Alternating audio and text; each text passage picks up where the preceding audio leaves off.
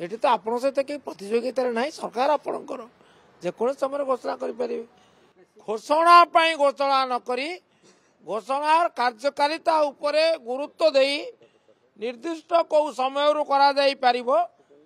कले भल हम तो ना परिवर्तन जो पटुता ये सरकार बेले कौन सी अतीत सरकार नथिला ये गोटा है विशेषत्व आज सरकार तापर द्वितीय ये संक्रांत केवल घोषणार बेसी समय दि जाउची घोषणार कार्यकारिता उपरे कम गुरुत्व बा कम समय दिया होउची विवाद होइतिला जे राज्य सरकार जो स्वास्थ्य सुविधा दउथिले ओडिशावासी को नवीन सरकार सेतेबेले से कहले जे समस्त खर्च आमे वहन करिवु आमे सुजोग दबु सुविधा दबु केंद्र सरकार जो आयुष्मान भारत योजना रे आमे सामिल हबु नाही एवं राज्य सरकार एवं विशेषकर मुख्यमंत्री नवीन पट्टनायक दृढ़ रहिले जाफल विजु स्वास्थ्य कल्याण योजना ओडिशा रे बलवत्तर रहिला आज पर्यंत भी अच्छी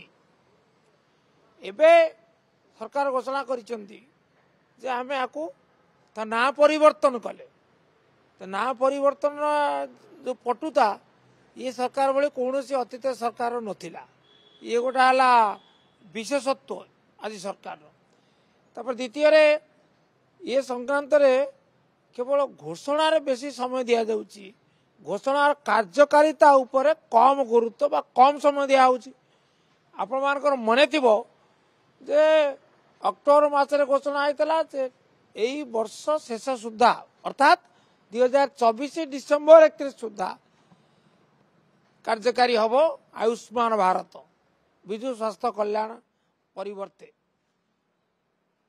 अक्टोबर घोषणा डिसेंबर 31 सुधा हम डिसेंबर गत हो गला 24 मसीहा गत हो गला एबे घोषणा आम फेब्रुआरी सुधा करूँ तेणु मो कह कथा सरकार मोर परामर्श माननीय मंत्री को मोर विशेष परामर्श दयाकोरी आगे योजना बाबद निष्पत्ति स्थिर निष्पत्ति नियंतु तापर घोषणा को आसतु ये तो आपण सहित कहीं प्रतिजोगिता ना सरकार आपणकर जेको समय घोषणा करें घोषणा घोषणा नक घोषणा कार्यकारिता उपरे गुरुत्व दे निर्दिष्ट कौ समय कले भल हम ता ना पद्म घुंची घुंची जीव लोके आको निश्चित भाव में प्रश्न करेंगे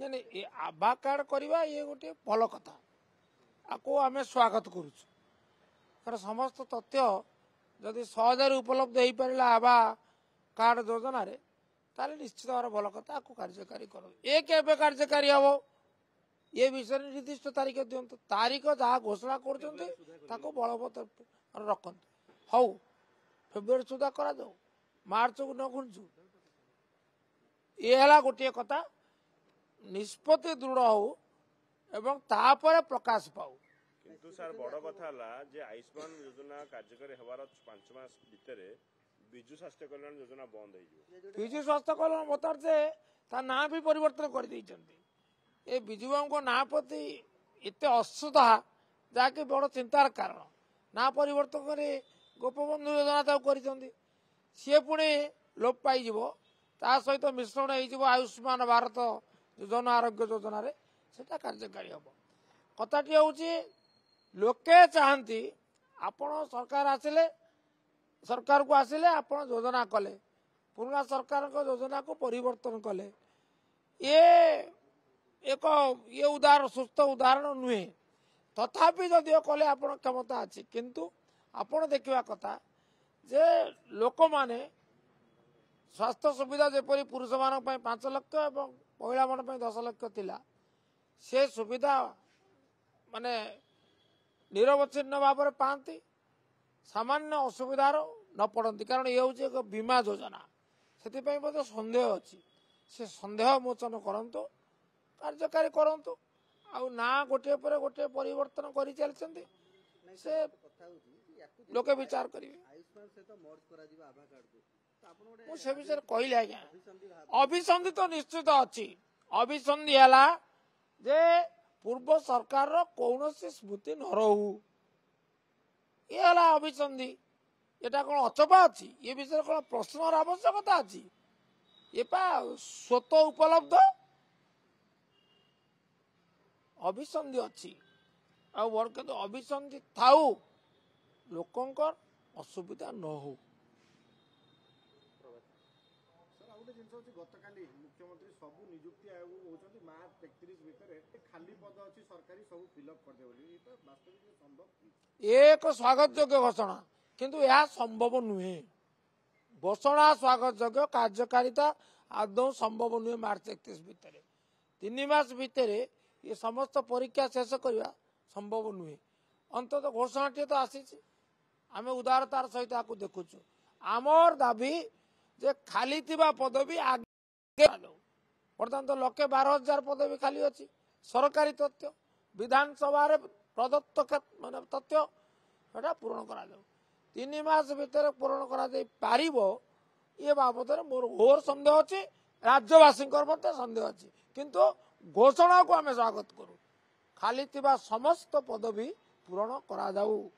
ସାର୍ ମୁଖ୍ୟମନ୍ତ୍ରୀ ଏବେ ବୁଲିବା ପରେ ବିରୋଧୀ ଦଳ ନେତା ନବୀନ ପଟ୍ଟନାୟକ ବିଭିନ୍ନ ଚାଷ ଜମି ବୁଲି ଦେଖୁଛନ୍ତି ଯେଭଳି ଭାବରେ ଫସଲ କ୍ଷୟକ୍ଷତି ହେଇଛି। କାଲି ବି ସାଲେପୁର ବିଭିନ୍ନ ଅଞ୍ଚଳ ଯାଇଥିଲେ ଆପଣଙ୍କ ଅଞ୍ଚଳ। ଏବେ ବିଜେପି ତାକୁ ଅଭିଯୋଗ କରୁଛି ଯେ ନକଲି ଚାଷୀକୁ ନେଇ ଗୋଟେ ଷ୍ଟଣ୍ଟ ଚାଲିଛି।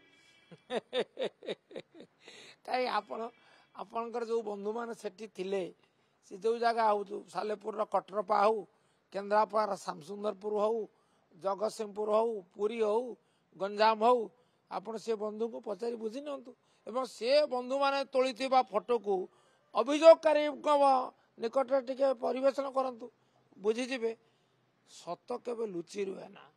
ଆପଣ ତାକୁ ଯେତେ ଚେଷ୍ଟା କଲେ ମଧ୍ୟ ଢାଙ୍କି ପାରିବେ ନାହିଁ। କ'ଣ ଦେଖିଲେ?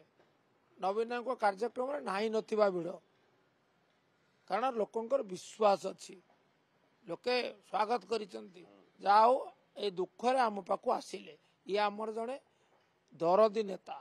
ଆଉ ଦ୍ୱିତୀୟ କଥା ହେଲା, ଏତେ ସଂଖ୍ୟାରେ ଆସିଲେ ତାଙ୍କର ଲୋକପ୍ରିୟତା କେତେ ସମସ୍ତେ ଅନୁଭବ କଲେ, କରୁଛନ୍ତି।